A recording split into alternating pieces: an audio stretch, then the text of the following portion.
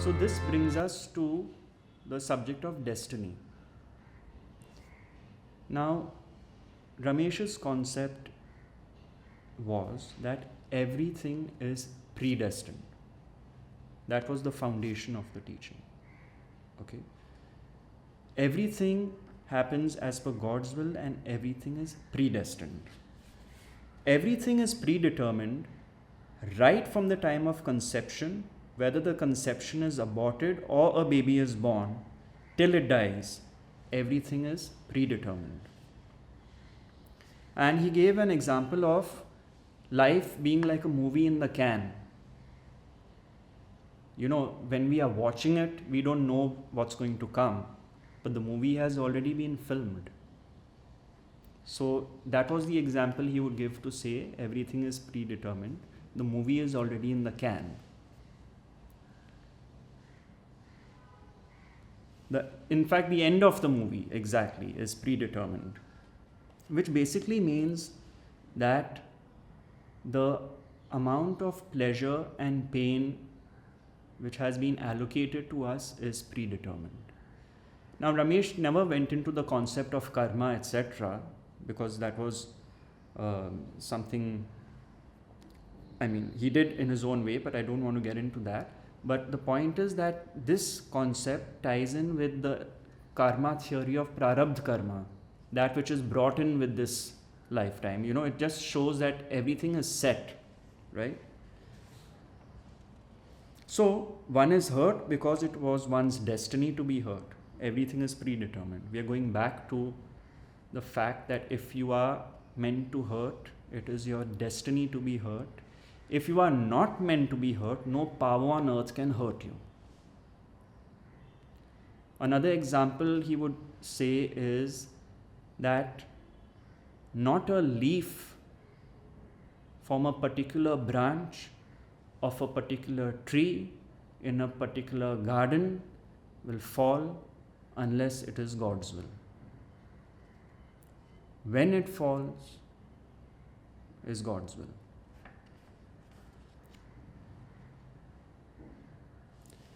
Another very important part of this teaching on destiny is we have viewed life as A leading to B, leading to C, leading to D. This happened, therefore this happened, therefore that, therefore that, therefore that. But it is the other way around. For D to happen, C had to happen. For C to happen, B had to happen. And for B to happen, A had to happen. This creates a tremendous shift in perspective, because we are in such a linear process of thinking that if he had not said this, I would have not done that. But for you to have not done that, he had to say that. You see, it kind of changes the whole thing around. The way I view my life is exactly this way. It's not like this cause effect A, B, C, D, E. It's where am I now could not have happened because the whole universe conspired to bring me to this moment.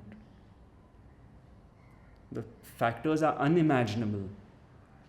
So for this to happen, that had to happen. It's just incredible when you view whatever you face in your life situation. You'll realize, my God, this had to happen. It's incredible. Take any situation you come up with, you'll realize that try as you may, you could not have avoided it. You may think you could have. Like if someone would tell Ramesh that, and that too someone coming from overseas to the satsang, Ramesh would say it is your destiny to be here.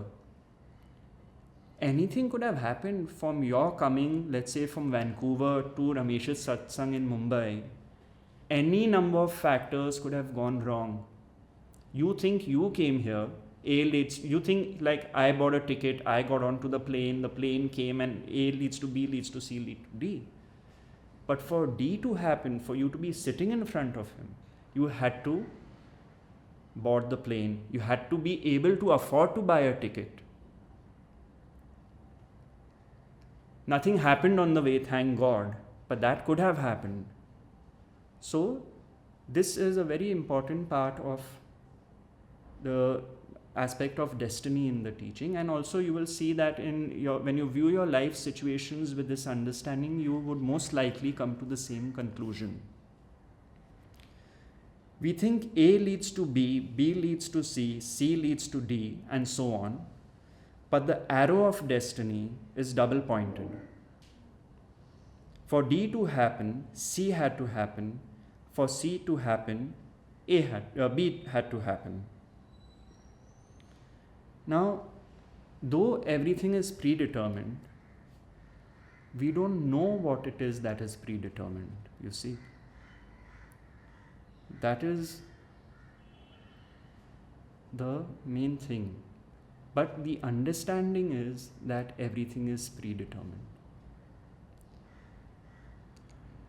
So, to conclude this, it says, all you can do is decide to do an action and then leave the rest to God's will.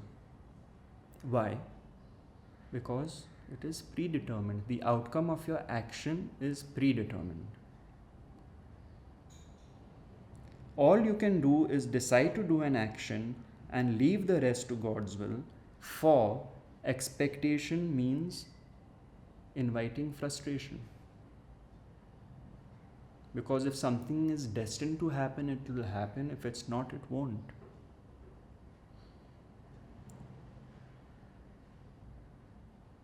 Also, he would say sometimes in his satsangs that, we know everything is predetermined if we have that understanding, but we don't know what it is that is predetermined.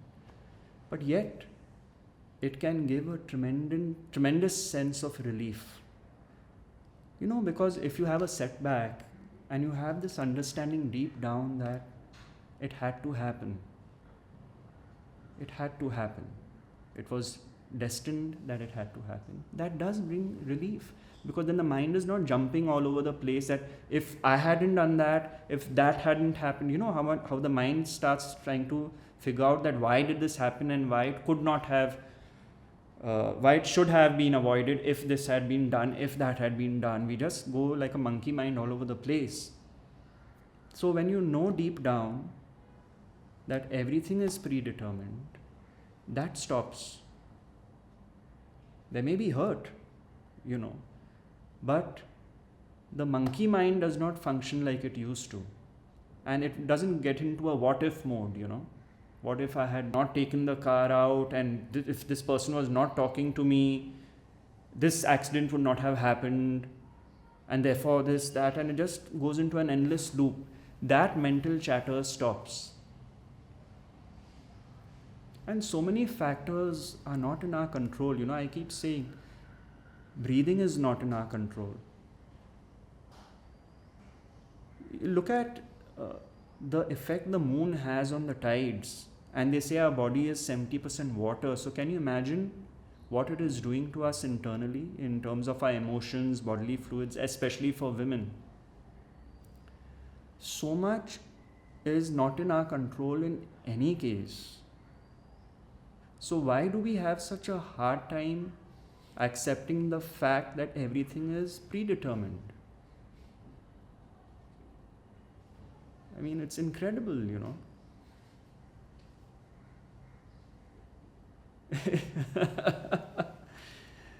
It's just, it's baffling. It's completely baffling, because, you'll see it more and more as you go through this, walk through this teaching, be open to it, see what it has to say, see what appeals to you, what doesn't. What doesn't, come back to it later to see if probably at a later stage it does. But it's pretty much straightforward and simple. The joke is, this book, how it came about. One day I had been going to Ramesh for 8 years. I said, I must sit down and write what I understand as the core of the teaching. And I must have sat at about 10 in the night on my laptop, and by 12 it was done. And I took it to him on a Sunday. And I said that, Guruji, this is what I feel is the core. And before that, on his 90th birthday, I had written an article for on Ramesh for a spiritual magazine called Life Positive. And that article was very well appreciated by readers, and Ramesh also thought it was perfect. And he was telling me, make this into a book. This was now a year ago. But I said, who's going to now? It's not worthy of being in a book. It's just my one short essay. But anyway, this happened. Then again, I just sat down, did everything, took it to him.